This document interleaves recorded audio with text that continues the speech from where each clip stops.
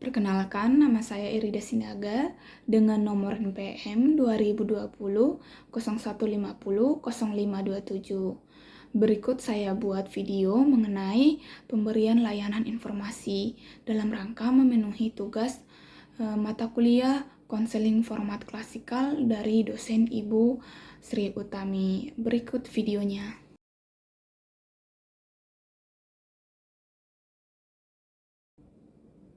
Selamat pagi anak-anak sekalian.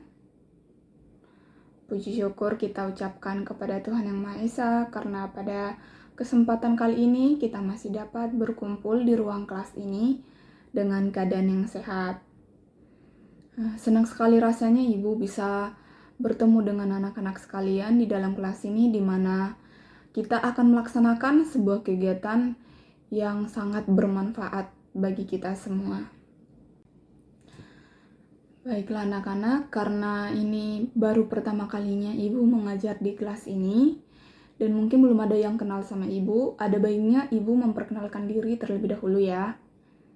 Oke, perkenalkan, nama Ibu Irida Sinaga.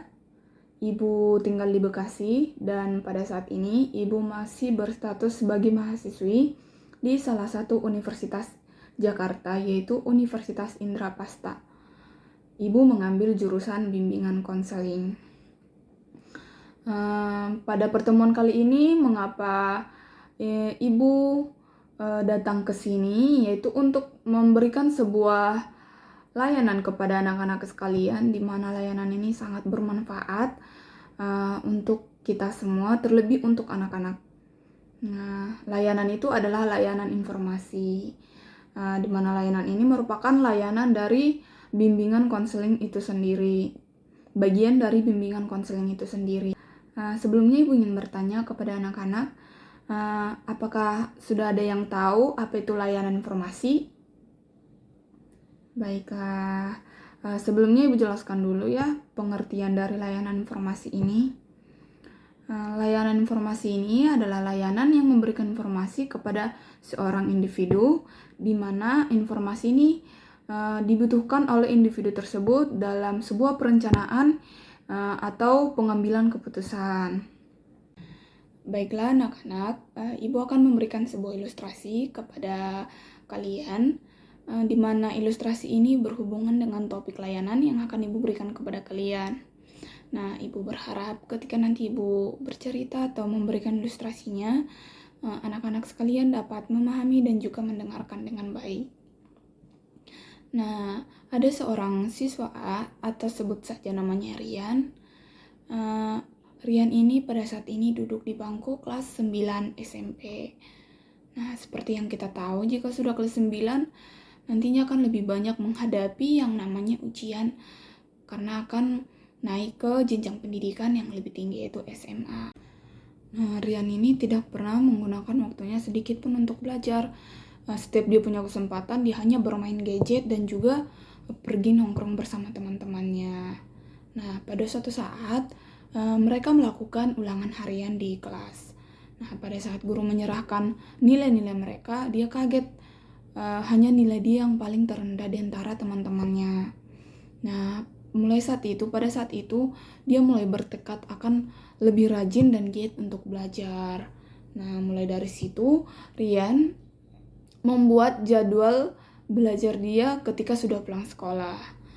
Dia takut nantinya pada saat menghadapi ujian dia tidak mendapatkan nilai yang memuaskan. Nah, pada saat itu dia membuat jadwal agar nantinya dia menggunakan waktu sebaik mungkin ketika pulang sekolah, atau mungkin ketika ada waktu di rumah, dia akan menyempatkan waktu untuk belajar. Baiklah anak-anak, Ibu sudah menyampaikan ilustrasinya. Nah, pada saat ini Ibu akan menyampaikan apa sih topik layanan kita pada hari ini, yaitu topiknya adalah belajar efektif dan efisien. Mengapa kita perlu mempelajari materi ini agar kita lebih memahami seperti apa belajar efektif dan efisien itu. Nah, kita juga akan lebih tahu pada saat kapan kita menggunakan waktu kita belajar dengan baik.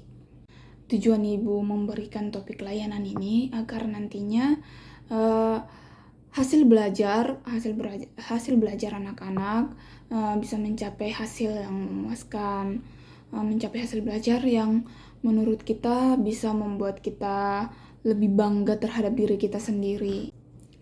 Baiklah anak-anak, ibu juga akan menyampaikan beberapa asas-asas yang akan kita lakukan pada kegiatan kita hari ini. Yang pertama yaitu nanti Ibu akan memberikan kesempatan kepada anak-anak jika ada yang mau bertanya, dan juga ketika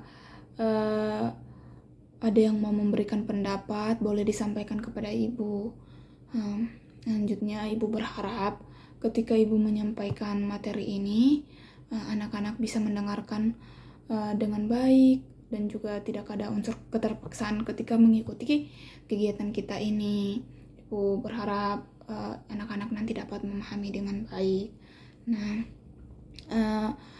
selanjutnya nanti ketika ada anak-anak yang memberikan pendapat, anak-anak yang lain bisa saling menghargai satu sama yang lain, tidak untuk menertawakan. Nah, di dalam kegiatan kita ini siapapun yang mau berpendapat boleh.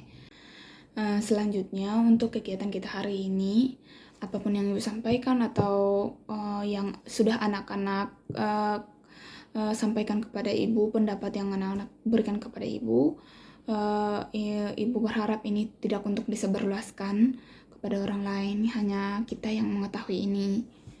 Baiklah, Ibu sudah memaparkan penjelasan dari asas-asasnya. Nah, pada saat ini nanti ketika Ibu sudah memaparkan materinya, Ibu akan memberikan kesempatan kepada anak-anak untuk memberikan pertanyaan dan juga pendapat. Nah, baiklah, sebelum kita memulai kegiatan inti kita, kita berdoa terlebih dahulu. Berdoa dimulai. Berdoa selesai.